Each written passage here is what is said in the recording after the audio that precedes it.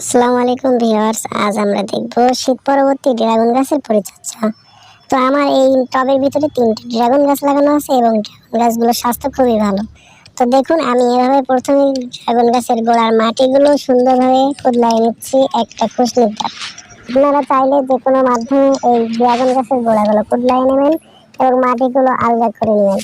এই আলগা মাটি নিতেই আমরা এরপরে আস্তে আস্তে মিশাবো। এই যে আমি এখানে নিয়ে নিছি, একটা হচ্ছে আপনার ম্যানসার, এটা হচ্ছে ফাঙ্গিসাইড, এটা হচ্ছে কালো দানা, এগুলো হচ্ছে আপনার যে শিকড় করবে, ওটা হচ্ছে আপনার হিউমিক অ্যাসিড বলে। আর এটা হচ্ছে এনপিকে 19-19-19। আর সাথে নিয়েছি 1 কোটা গোবর সার।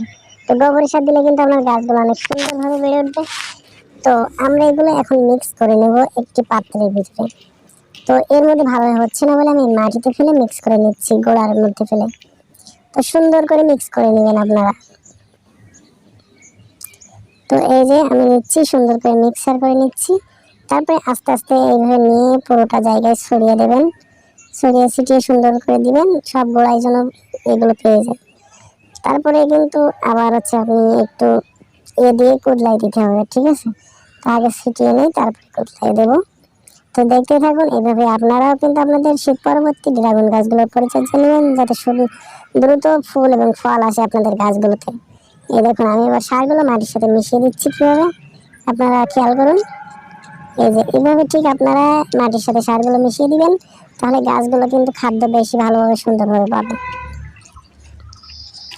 তো এই যে এরপরে হালকা করে পানি দিয়ে দিতে হবে। তো দেখুন, সুন্দর করে আমি কিন্তু সব সারগুলো মাটির সাথে মিশিয়ে দিলাম।